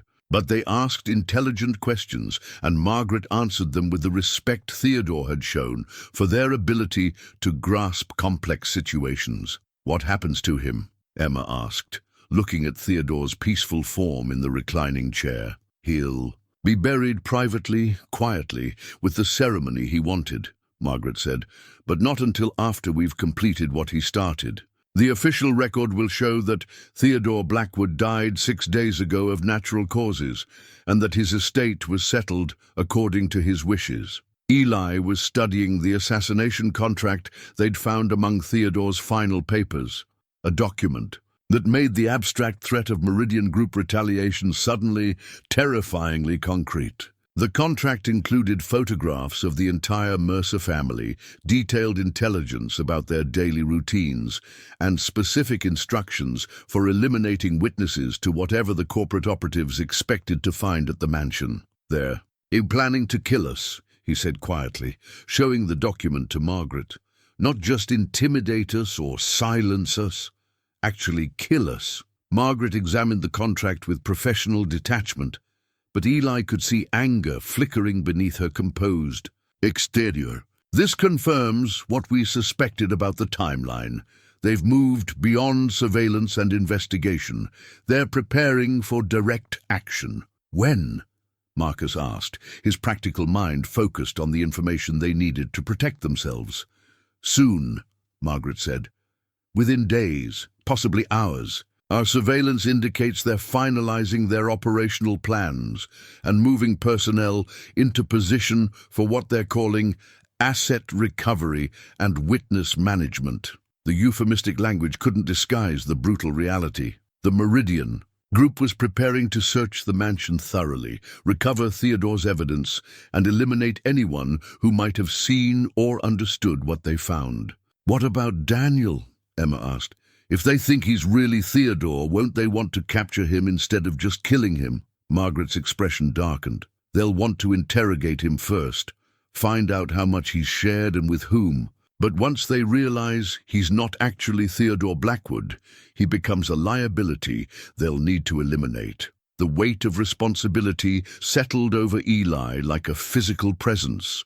Daniel Morrison was risking his life to maintain an elaborate deception that protected their family's safety, and they were the only people who could ensure that his sacrifice served its intended purpose. Theodore's final plan requires coordination between multiple agencies and media outlets, Margaret explained, connecting her laptop to Theodore's computer systems.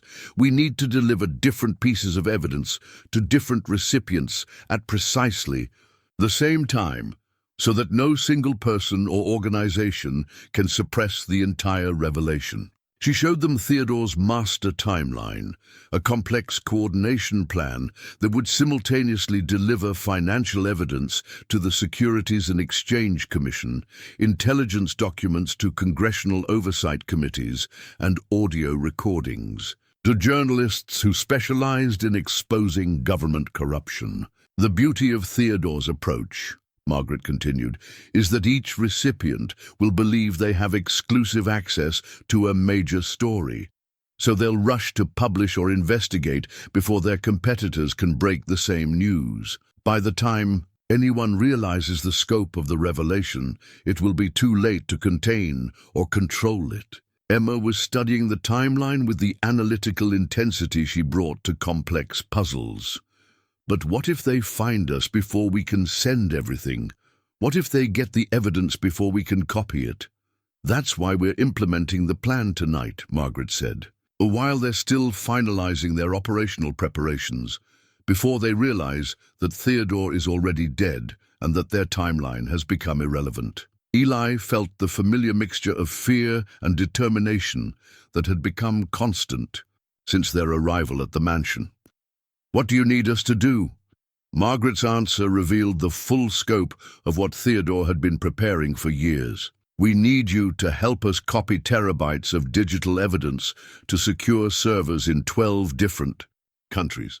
We need Emma to help us encode messages that will automatically deliver evidence to recipients at predetermined times. We need Marcus to help us test backup systems that will ensure the evidence survives even if we don't." The children accepted their roles with the seriousness that had characterized their response to every adult responsibility they'd been asked to handle. Emma began working with encryption software that would protect the evidence during transmission, while Marcus tested redundant communication systems that would ensure delivery even if primary networks were compromised. Eli found himself handling tasks that seemed surreal in their complexity, coordinating with foreign journalists, verifying the authenticity of government documents, and preparing legal statements that would protect his children from prosecution if the evidence was classified as national security information. "Theodore spent 15 years preparing for this," Margaret said as they worked through the night. "He anticipated every possible failure mode, every potential complication, every way that powerful people might try to suppress or discredit what we're revealing." But as dawn approached, their careful preparations were interrupted by urgent alerts from the security systems. Motion sensors detected vehicles approaching from multiple directions, moving with the coordination that suggested professional operation, rather than casual visitors. "They're early," Margaret said, watching surveillance feeds that showed black SUVs taking positions around the property. "Either they've accelerated their timeline, or they've discovered that Theodore is dead, and they know Daniel Morrison isn't really him." Eli counted at least 8 vehicles visible on the monitors, with more personnel probably approaching on foot through the forest. The mansion was surrounded by people who had come to recover evidence worth billions of dollars and eliminate witnesses, who could testify about crimes reaching to the highest levels of government. "How much more time do we need?" he asked. Margaret was frantically checking upload progress on dozens of files. 20 minutes for critical evidence, an hour for everything." "Dad," Marcus said quietly, studying the tactical display that showed Meridian Group positions around the property. "They're not just surrounding us. They're setting up for a siege." Emma had stopped working on her encryption tasks to watch the monitors, her young face serious with understanding that went beyond her years. "They don't want to just get the evidence. They want to make sure no one ever knows it existed." The truth of her observation was visible on the surveillance feeds. The Meridian Group operatives weren't positioning themselves for quick search and seizure. They were establishing perimeters for extended operations, bringing equipment that suggested they were prepared for resistance and witnesses who might not cooperate voluntarily. "We need to split up," Eli said, making calculations based on what he'd learned about the mansion's hidden passages and secret rooms. "If they're planning to search systematically, we need to be in multiple locations so they can't capture all of us at once." Margaret nodded agreement. Theodore designed the mansion's security systems for exactly this scenario. "We can monitor their movements, communicate through internal systems, and coordinate our responses from different positions." As they prepared to implement Theodore's final plan while under siege from the people he'd spent years evading, Eli realized that their quiet inheritance had become something far more significant than refuge for a desperate family. They were about to become the central figures in a confrontation that would determine whether corporate criminals and government conspirators could silence witnesses and suppress evidence. or whether ordinary people armed with truth and courage could ensure that justice prevailed.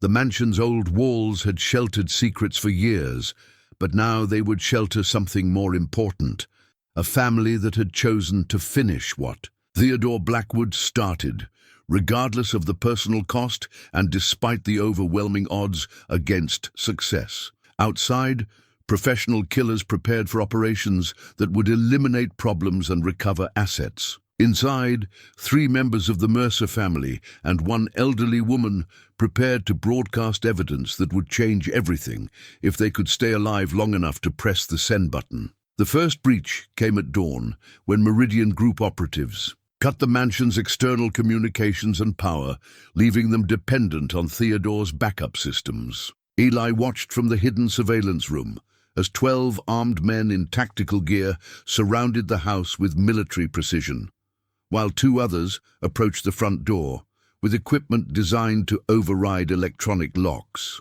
Margaret was in Theodore's underground workshop, frantically uploading the final evidence files to secure servers around the world.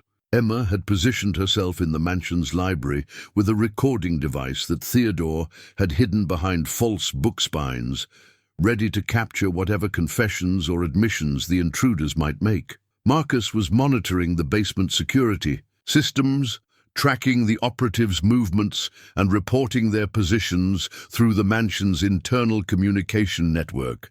The front door exploded inward with controlled force, and 6 men entered with weapons drawn and tactical lights cutting through the morning shadows. Their leader, a tall man with the bearing of ex-military, spoke into a radio headset as his team spread through the main floor. Primary structure secure, no immediate contact with targets, beginning systematic search for Blackwood and the evidence. Ungash. From her position in the library, Emma activated the recording system and heard every word clearly. The operatives weren't just looking for Theodore. They were looking for specific evidence, and they had detailed intelligence about what they expected to find. Team 2, check the basement levels.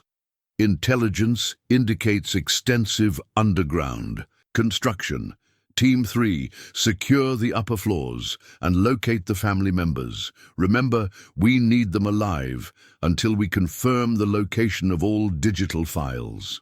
Eli felt his blood turn cold at the casual discussion of his family as tactical objectives. These weren't investigators or security personnel. They were professional killers who had been hired to eliminate witnesses after recovering evidence worth billions of dollars. Marcus reported through their internal system, "They've found the kitchen pantry entrance. They have equipment to detect hollow walls and hidden passages. They'll find the basement in minutes." Margaret's voice came through their communications. "Upload at 80%. I need 5 more minutes for critical files, 10 for everything, 5 minutes that they didn't have." Eli could see on the monitors that the operatives were moving through the house with systematic efficiency, checking every room, every closet, every possible hiding place. When they found the basement entrance, they would discover not just Theodore's evidence, but Margaret herself. "Change of plans," Eli said into his headset. "I'm going to make contact. Draw them away from your positions." "Dad." "No," Emma's voice was tight with fear. "They'll hurt you. Not if I convince them I have what they want," Eli said, moving through hidden passages toward the main staircase. "Margaret, keep uploading. Emma, keep recording. Marcus, monitor their movements and warn us if anyone heads toward your positions." Eli emerged from a concealed door on the 2nd floor, making just enough noise to attract attention without appearing, to try to evade capture. Within seconds, tactical lights were tracking up the staircase and professional voices were coordinating his containment. Target acquired. 2nd floor landing. Moving to secure.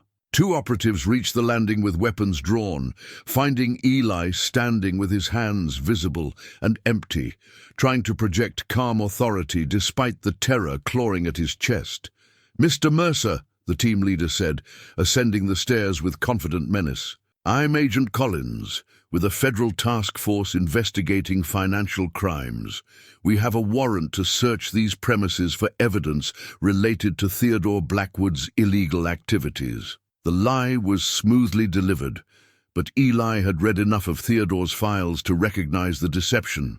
There was no legitimate federal investigation, no legal warrant, no official authority behind this operation.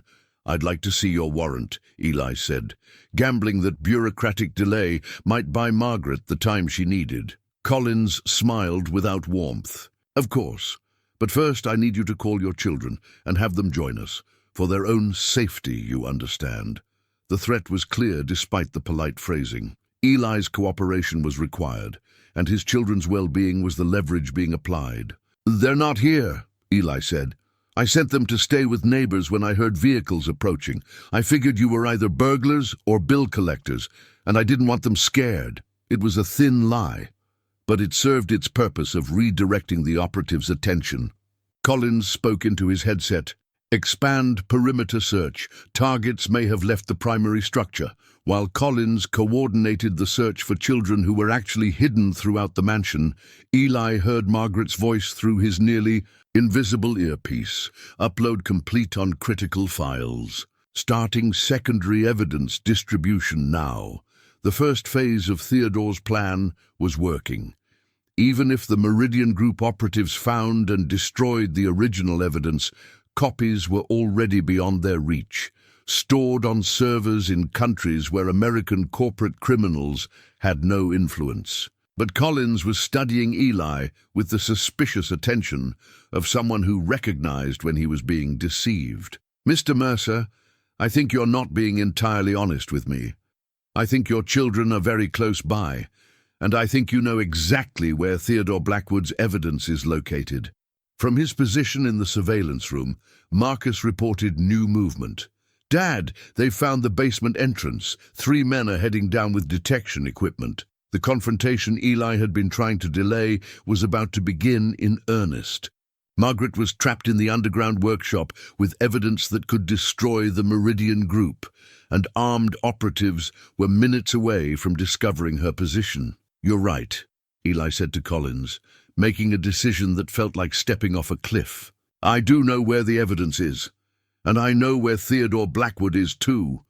Collins's attention sharpened with predatory focus. "Where?" "Safe," Eli said. "Hidden where you'll never find them without my cooperation. So here's what's going to happen. You're going to call off your people, you're going to leave my property, and you're going to forget you were ever here. In exchange, I won't activate the dead man's switch that will broadcast everything Theodore collected about your operations to every major news organization in the world." The bluff was audacious, but it was based on truth that Collins couldn't verify without risking everything. Theodore had prepared for exactly this scenario, and the Meridian Group's desperation to recover his evidence proved that they couldn't afford to have it made public. Collins spoke quietly into his headset, then listened to what sounded like urgent instructions from his superiors. When he looked at Eli again, his expression had shifted from confident authority to dangerous calculation. "Mr. Mercer," he said, "I don't think you understand the seriousness of your situation. Theodore Blackwood's evidence contains classified information that relates to national security operations. People who possess that information without authorization can be charged with espionage, terrorism, and treason." Emma's voice came through Eli's earpiece, barely audible. "They're lying, Dad. I'm recording everything, and they've admitted they're not federal agents. They're scared of what we might broadcast." Collins was still talking, but Eli was listening to his daughter's intelligence report and realizing that the operatives' threats revealed their weakness rather than their strength. They couldn't risk official involvement any more than the Mercer family could, because official investigation would expose exactly the kind of corruption they were trying to keep hidden. "You're right about one thing," Eli said. "I don't understand the seriousness of my situation, but I understand the seriousness of yours. You're corporate criminals who hired private military contractors to eliminate witnesses to your crimes. When that becomes public knowledge, and it will, you'll all be in federal prison. Collins raised his weapon, abandoning pretense in favor of direct intimidation. Last chance, Mr. Mercer. Where are Theodore Blackwood and the evidence? From the basement, Marcus reported through the communication system. Margaret's uploading the final files now. Secondary distribution at 90%. She needs 2 more minutes. 2 minutes that Eli would have to buy with courage he wasn't sure he possessed, facing weapons held by men who had already decided that his life was expendable in service of protecting secrets worth billions of dollars. The answer came from an unexpected source, Emma's voice, clear and confident, echoing through the mansion's intercom system that Theodore had designed to reach every room simultaneously. "Agent Collins," she said, and Eli could hear her moving through the house as she spoke, using hidden passages to stay ahead of the search teams. "This is Emma Mercer, and I'm recording everything you've said and done since you broke into our house." Collins spun toward the nearest speaker, his professional composure cracking as he realized that children were not just witnesses, but active participants in documenting his crimes. Emma continued, her 12-year-old voice carrying authority that would have been impressive in an adult. "You've admitted that you're not really federal agents. You've threatened to hurt my family. You've broken into our home without a warrant. And now you're pointing guns at my father." From the basement, Marcus added his voice to the broadcast. "We have video footage of everything. Your faces, your license plates, your weapons, your tactical coordination. It's all being uploaded to secure servers right now." Margaret's voice joined them through the communication system. "Final upload complete. Evidence is now distributed to journalists in 12 countries, law enforcement agencies in 8 jurisdictions, and congressional oversight committees in both parties. The Meridian Group's crimes are about to become public knowledge." Collins was shouting into his headset, trying to coordinate response to a situation that had spiraled far beyond his operational parameters. His team had prepared for intimidation and elimination, not for a coordinated information warfare campaign conducted by a family that included 2 children who were apparently more technologically sophisticated than his intelligence briefings had suggested. "Abort mission," came the response through his headset, audible to everyone in the mansion through surveillance equipment that was broadcasting his communications in real time. "Evidence is compromised. Eliminate witnesses and extract immediately." The order to kill them was spoken with bureaucratic casualness, but it galvanized Eli into action that surprised even him. Years of grief and uncertainty transformed into protective fury, and he moved with speed and determination that caught Collins off guard. The tactical advantage shifted to the Mercer family, who knew every hidden passage, every secret room, every architectural feature that Theodore had designed for exactly this kind of emergency. Emma appeared in doorways behind operatives who thought they had secured areas, recording their faces and voices. Marcus activated security systems that locked doors and triggered alarms throughout the mansion. Margaret emerged from the basement through entrances that didn't appear on any building plans, carrying evidence that proved the operative's criminal intent. "You have a choice," Eli announced through the intercom system, speaking to all 12 operatives simultaneously. "Leave now, and we'll consider not broadcasting the recordings of your assassination orders. Stay, and we'll ensure that your names and faces are connected to attempted murder charges in tomorrow's news cycle." The response was immediate and violent. Collins opened fire at the intercom speaker, then coordinated his team for systematic room-by-room clearing that would eliminate all witnesses regardless of age or threat level. But Theodore's mansion had been designed by a man who understood that powerful enemies would eventually find him, and who had spent years preparing for siege by people with unlimited resources and no moral constraints. Hidden passages connected every level of the house. Reinforced safe rooms provided temporary shelter during transitions between locations. Communication systems allowed coordination between family members, even when they were separated by floors. and walls.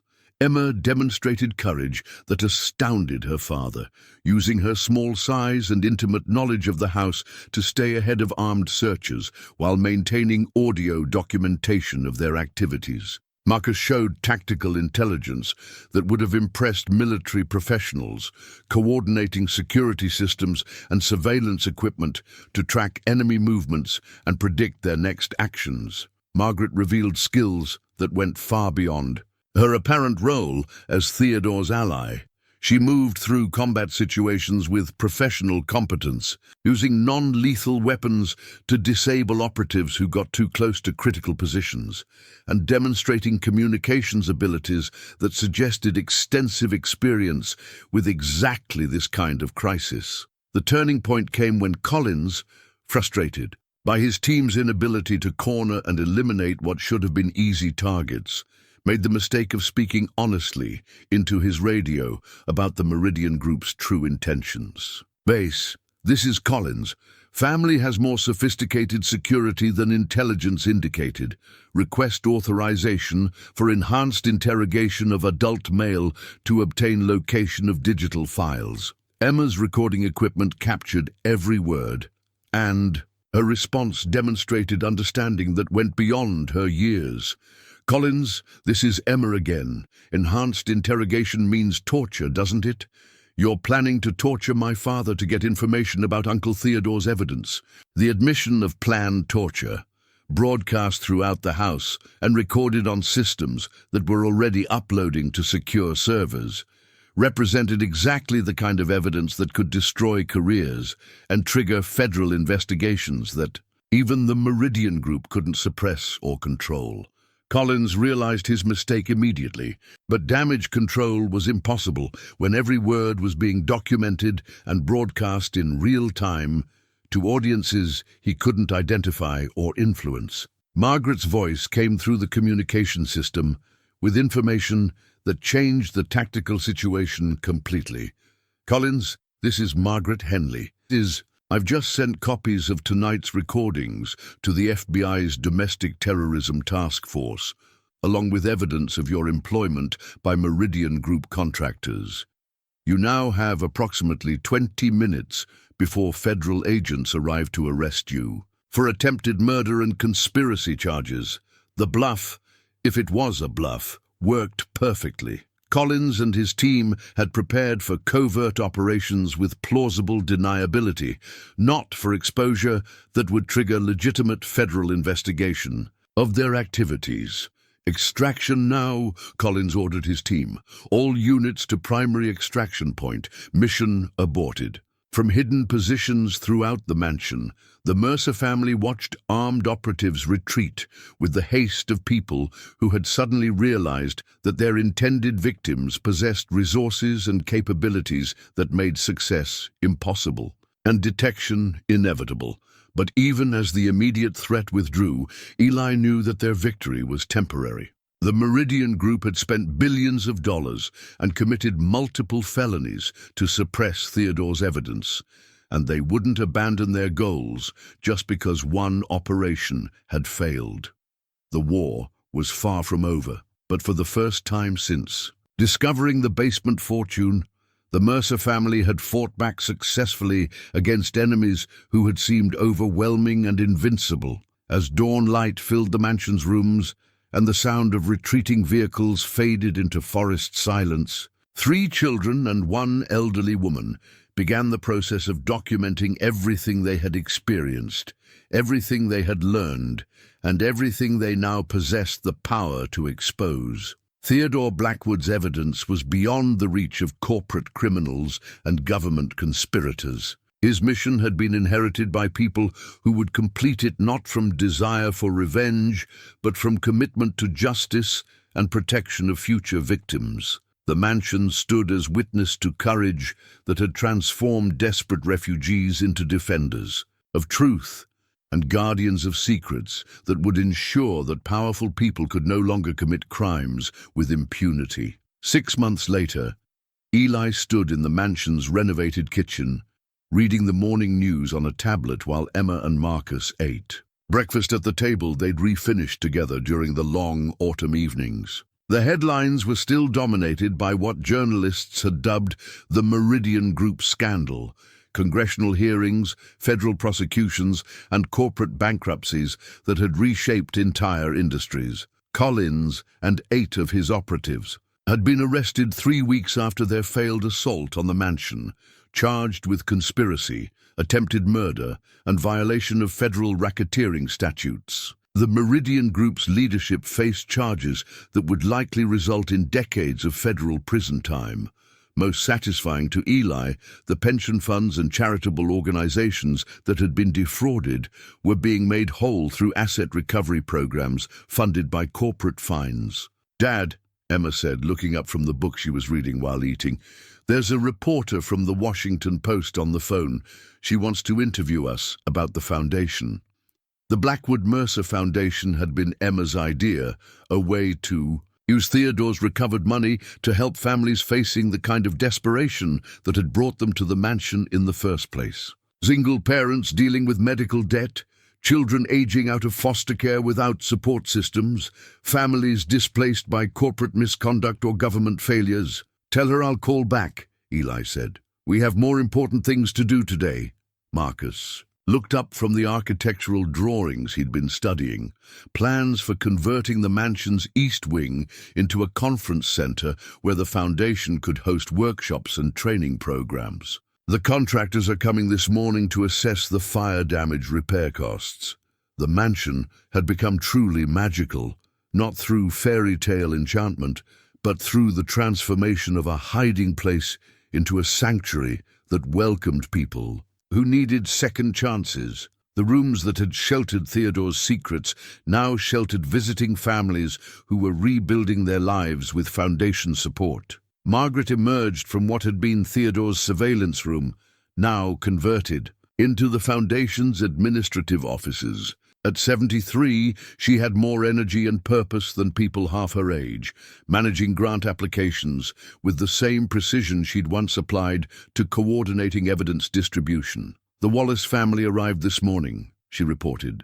"Father lost his job due to whistleblowing about safety violations. Mother needs surgery they can't afford. 2 children who've been sleeping in their car for 3 weeks. They'll stay in the guest wing while we help them get back on their feet." It was exactly the kind of situation Theodore's money was meant to address. Good people facing impossible circumstances through no fault of their own, needing temporary support to transform crisis into opportunity.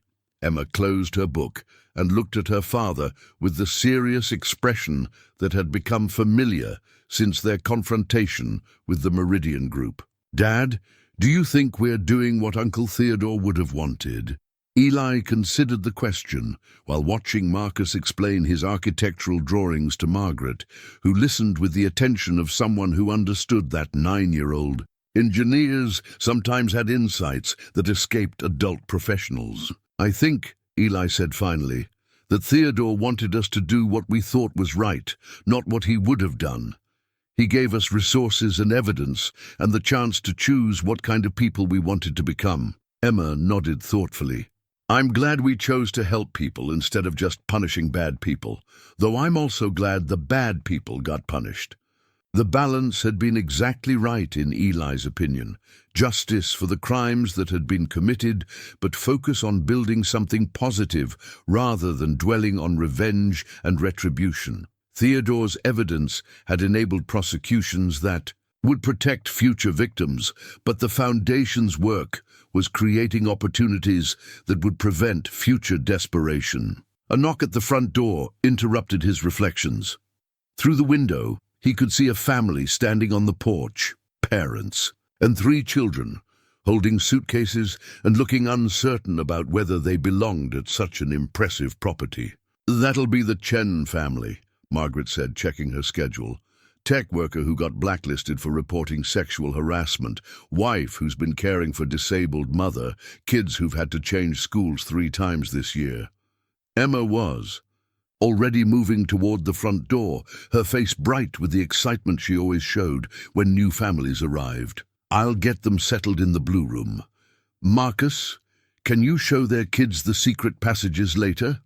I think they'll like the adventure." As his children welcomed another desperate family into the sanctuary that had once sheltered them, Eli found himself thinking about transformation and inheritance, not just the money and property they'd received from Theodore, but the understanding that security was something you created by helping others find their own stability. The mansion had taught them that magic was real, but it looked different than fairy tales suggested. It looked like ordinary people choosing courage over safety, justice over silence, and service over self-interest. It looked like children who had lost everything, learning that they could give something important to others who were lost. Through the kitchen window, Eli could see the Wallace children exploring the grounds with the wonder that Emma had shown on their first day. In the distance, contractors were arriving to begin repairs that would transform fire damage into renewed beauty. Upstairs, the Chen family was discovering rooms that would shelter them during their transition from crisis to stability. The mansion was no longer a place where secrets were hidden.